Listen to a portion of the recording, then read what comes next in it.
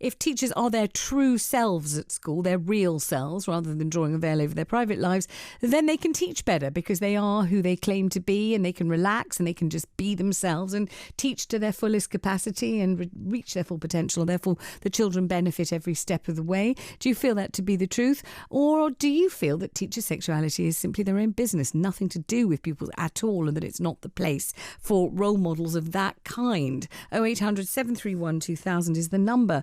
Well, joining me to discuss this is Antonia Tully from the Safe at School campaign. It's an organisation which supports and advises parents who want to protect their children from inappropriate sexual content in the classroom. Antonia, good morning and welcome to the programme. Thank you. Hello. Hello. Do you think teachers coming out at school to pupils and their colleagues is tantamount to the thing that you're trying to protect children against, which is inappropriate sexual content in the classroom? Is that part of it?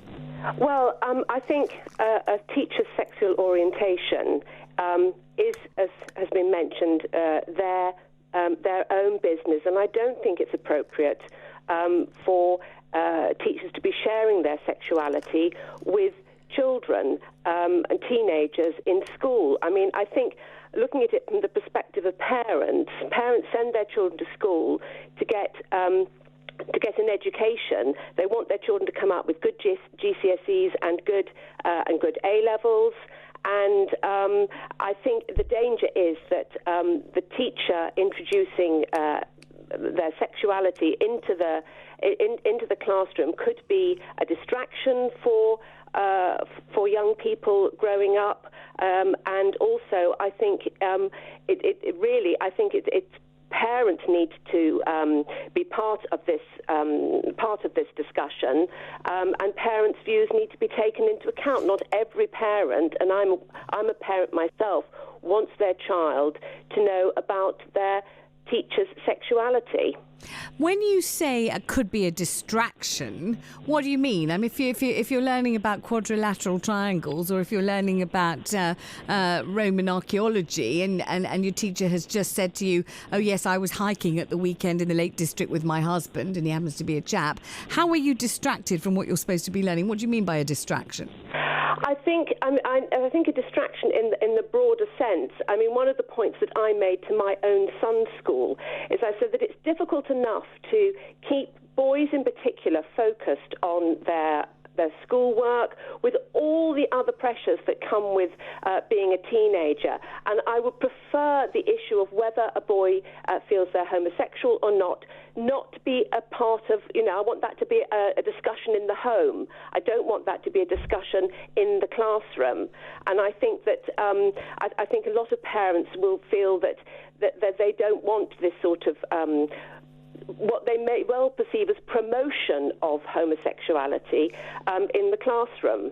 I mean, I can't speak for the gay and lesbian teachers who are going to sign up to this and be part of this organisation, but I feel very strongly that they would not say they're promoting anything. They would simply say they're reflecting their own lifestyle and the choices that they've made on, and many will say it was not a choice at all, just who they are. They're reflecting who they are. So a teacher with a great enthusiasm for impressionist paintings may mention that in the classroom. A teacher who has been planting out her garden over the weekend may talk about that in the classroom. And a teacher who happens to be gay or lesbian will bring that in the classroom. They won't be promoting it. They'll simply be, I suppose, acknowledging it. Well, I suppose it depends where you're standing. I think if you are a parent who feels that this is an issue that you want to talk to your children about at home, and that you're coming from a very particular viewpoint on this, I think parents will feel, well, I don't really want my child coming home talking about same-sex relationships. And, I have to say, fashionable though it is, that, there are huge risks attached, particularly to young people, with homosexual activity, as indeed, all promiscuous sex among young people run risks. And this is true of homosexuality as well, and I think parents are aware of that. And I think setting up a lifestyle where young people could run health risks is very, very dangerous. I think people will wonder about the leap that you've made imaginatively between a teacher saying that he or she is gay and promiscuous sex. Where does promiscuous sex come into it? Promiscuous sex comes into it because, why are, their teachers are coming out and saying that they're gay for a reason. Because they want to project this lifestyle in the classroom.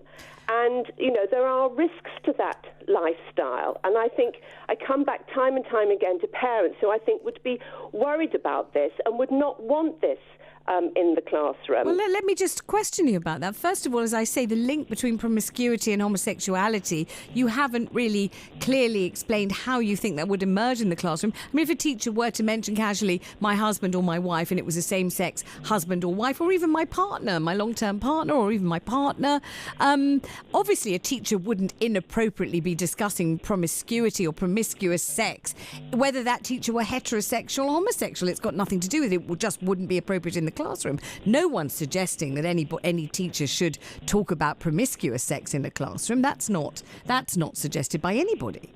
Well, I think you've got to look at the content of a lot of sex education in schools at the moment, which is precisely what my organisation is setting up to protect children from. And a lot of it is, I'm afraid to say, exactly promoting sexual, underage, illegal sexual behaviour. And, it's not just the odd comment here or there. It's all about how this affects the whole culture of the school.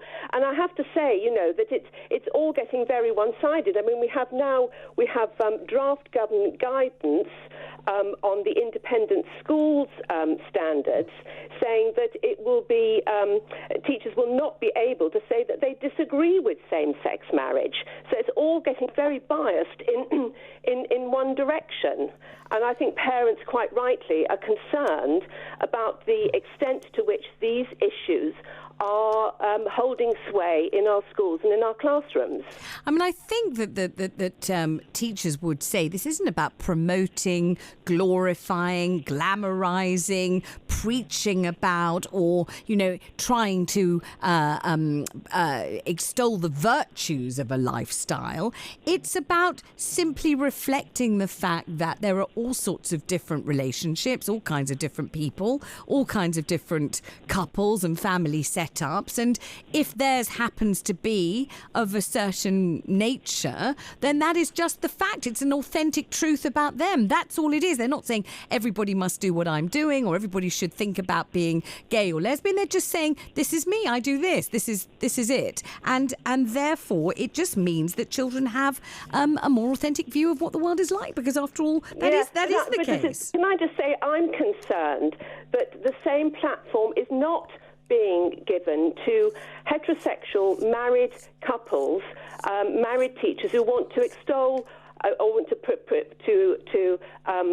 convey to their pupils that their lifestyle is a good, absolutely authentic choice. Indeed, for many people, it's the only choice that should be made between people who want to live together in a sexual relationship. So I think, we've got to, what I'm saying here is I think there is an imbalance.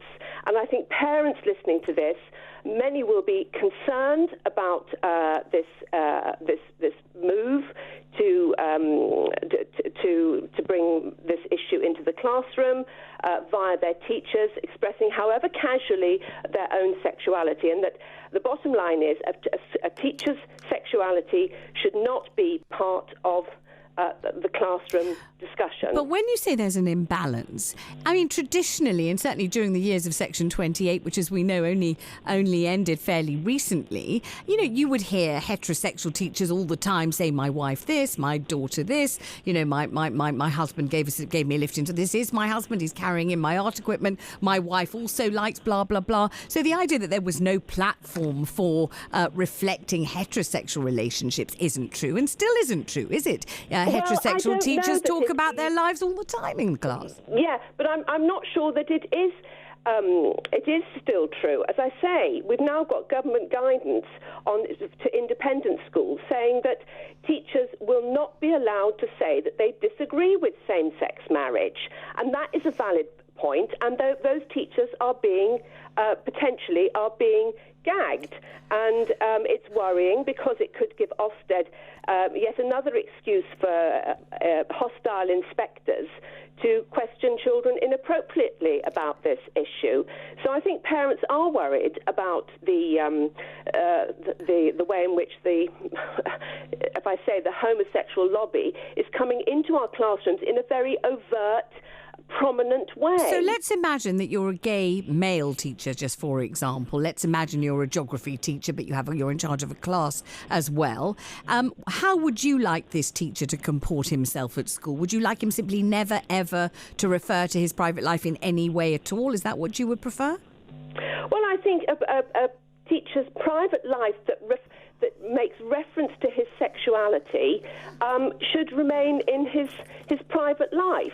But is the same true of a heterosexual male geography teacher? You don't want him to mention his home life either, or you don't mind?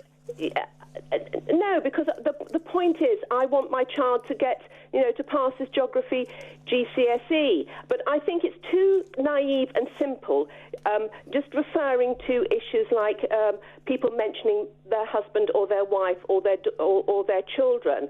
I think there is much more to it than that. And as I say, when looking as I have done over the years at the sort of content that is in sex education lessons, I think the emphasis is on promoting sexual activity among young people, and that's what parents are concerned about. And my fear is that in the culture we have in many schools today, an organisation which is encouraging teachers to talk about their sexuality to their children could be very, very dangerous. And we are very concerned about this. Thank you, Antonia. That's Antonia Tully from the Safe at School campaign.